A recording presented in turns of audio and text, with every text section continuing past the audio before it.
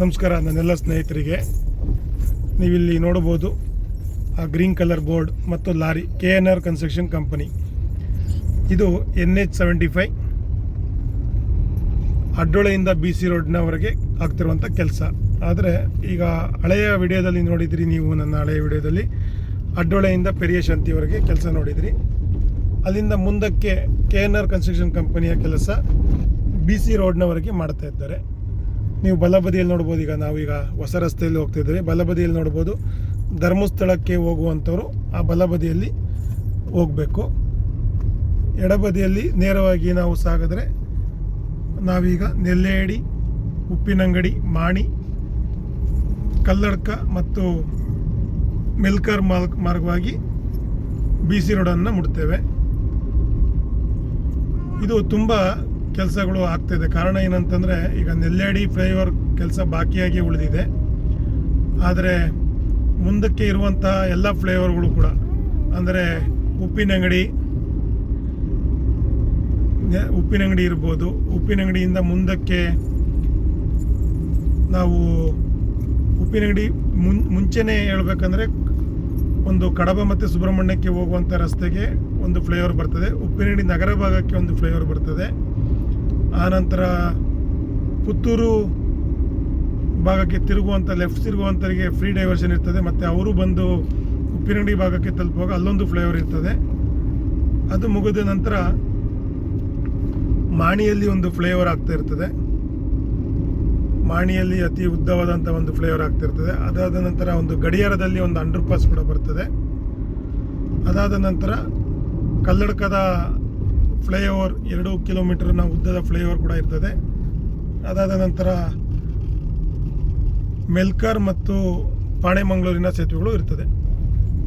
ನಾವೀಗ 2 ಕಿಲೋಮೀಟರ್ ಬಂದ ನಂತರ, ಧರ್ಮಸ್ಥಳ ರೋಡ್ ಕ್ರಾಸ್ನಿಂದ ಬಂದ ನಂತರ ಇಲ್ಲಿ ನೋಡ್ಬೋದು, ಎಡಭಾಗದಲ್ಲಿ ಸ್ವಲ್ಪ ಕೆಲಸ ನಡೀತಾ ಇದೆ. ಮತ್ತು ಮುಂದೆ ಕೂಡ 1 ಕಿಲೋಮೀಟರ್ ಅಷ್ಟು ರಸ್ತೆ ಕೂಡ ಕೆಲಸ ಆಗಿದೆ. ಅದಾದ ನಂತರ ನಮಗೆ ನೆಲ್ಲೇಡಿ ನಗರ ಭಾಗದ ಕೆಲಸ ಅಂತ ಕೇಳಿದಾಗ ಅದು ಹಾಗೆ ಬಾಕಿಯಾಗೇ ಉಳಿದಿರ್ತದೆ. ಅದು ಮುಂದಿನ ದಿನಗಳಲ್ಲಿ ಆ ರಸ್ತೆಯನ್ನು ಯಾವ ರೀತಿಯಾಗಿ ಉನ್ನತೀಕರಣಕ್ಕೆ ತೆಗೆದುಕೊಂಡು ಅಲ್ಲಿಗೆ ನಗರ ಭಾಗವನ್ನು ಸ್ವಚ್ಛವಾಗಿ ಕೆಲಸವನ್ನು ಮಾಡುವಂಥದ್ದು ಮಾಡ್ತಾರೆ, ನೋಡಬೇಕು. ನೀವು ನೋಡ್ಬೋದು, ಎಡಭಾಗದಲ್ಲಿ ಈಗ ಬೆಡ್ಡಿಂಗ್ ಹಾಕುವಂಥ ಕೆಲಸ ನಡೀತಾ ಇದೆ. ಹಾಗಾಗಿ ನೆಲ್ಲೇಡಿ ನಗರವನ್ನು ಮುಟ್ಟುವವರೆಗೂ ನಮಗೆ ಈ ರಸ್ತೆ ಆಗ್ತದೆ. ಮಧ್ಯೆ ಒಂದು 100 ಮೀಟರ್ನಷ್ಟು ಕೆಲಸ ಬಾಕಿ ಇತ್ತು. ಅದು ಬಿಟ್ಟರೆ ನಮಗೀಗ ಇಲ್ಲಿ ನೀವು ನೋಡುವಾಗ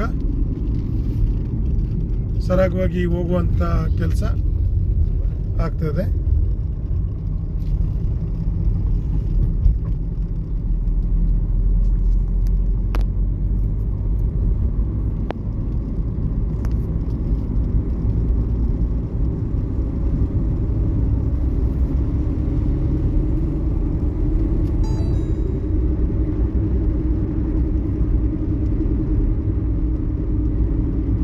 ನೆಲ್ಲೇಡಿ ನಗರ ಭಾಗ ಬಗ್ಗೆ ಹೇಳ್ಬೇಕಂತಂದರೆ, 2023 ನವೆಂಬರ್ ತಿಂಗಳಲ್ಲಿ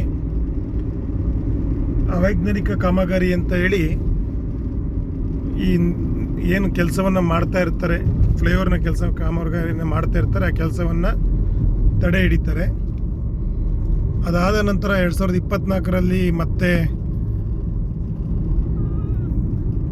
MP ಎಲೆಕ್ಷನ್ ಆಗ್ತದೆ.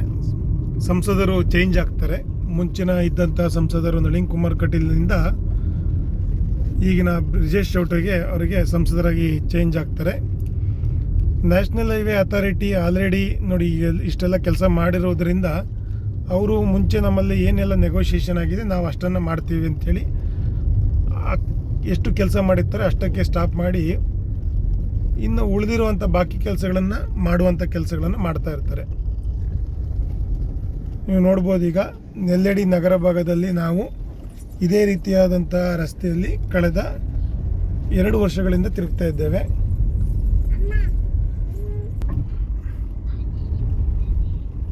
ನೆಲ್ಲೇಡಿ ನಗರ ಭಾಗದಲ್ಲಿ 2 ವರ್ಷದಿಂದ ಇದೇ ರೀತಿಯಾದಂತಹ ಕೆಲಸ ಕಾಮಗಾರಿ ನಿಂತಿರ್ತದೆ. ಈಗ ಉಳಿದಿರುವಂಥ ಎಲ್ಲ ಕೆಲಸಗಳನ್ನು ಮುಗಿದ ನಂತರ ಇದರ ಬಗ್ಗೆ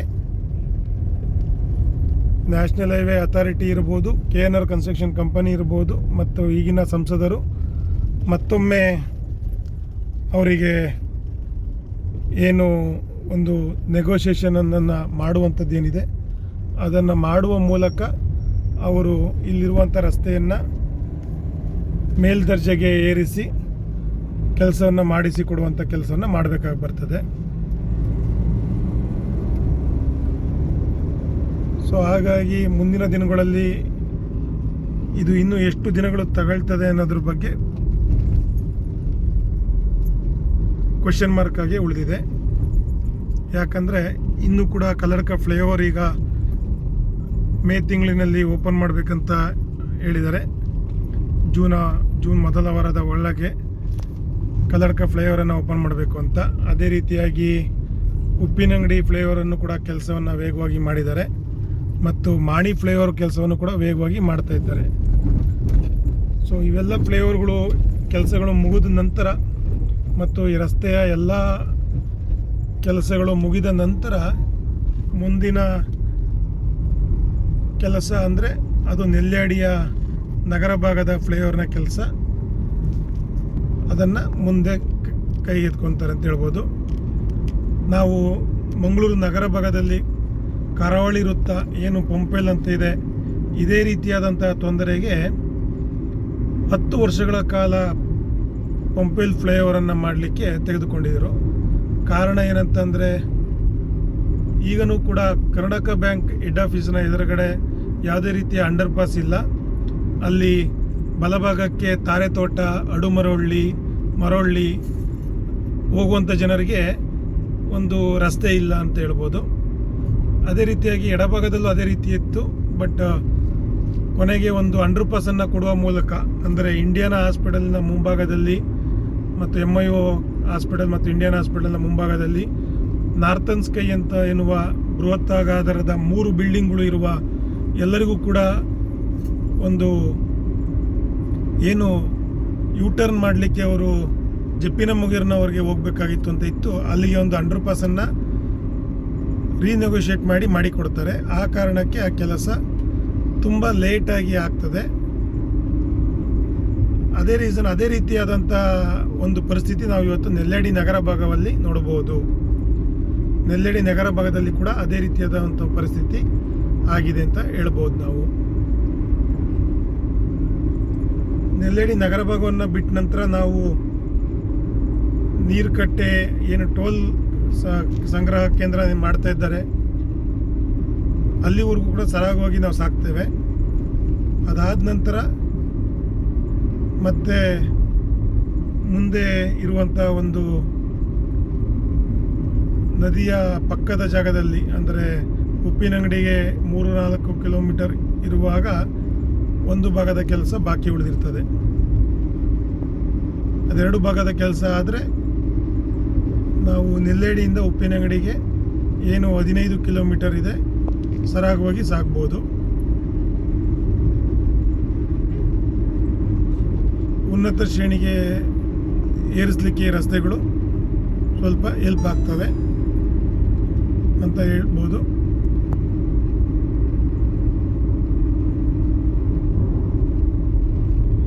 ಮುಂದಿನ ವಿಡಿಯೋದಲ್ಲಿ ನಾನು ಮತ್ತೆ ನೀರುಕಟ್ಟೆಯಿಂದ ಎಲ್ಲಿ ಕೆಲಸ ಬಾಕಿ ಉಳಿದಿದೆ, ಉಪ್ಪಿನಂಗಡಿ ನಗರ ಭಾಗದ ಕೆಲಸ ಮತ್ತು ಮುಂದಿನ ಫ್ಲೈಓವರ್ ಬಗ್ಗಿನ ಕೆಲಸ ಬಗ್ಗೆ ವಿಡಿಯೋನ ತೋರಿಸ್ತೇನೆ. ಈಗ ಮುಂದೆ ನಾನು ಸರಾಗವಾಗಿ ಈ ವಿಡಿಯೋನ ಕ್ಲೋಸ್ ಮಾಡ್ತಾ ಸಾಕ್ತೇನೆ. ಧನ್ಯವಾದಗಳು ಫ್ರೆಂಡ್ಸ್, ಥ್ಯಾಂಕ್ ಯು.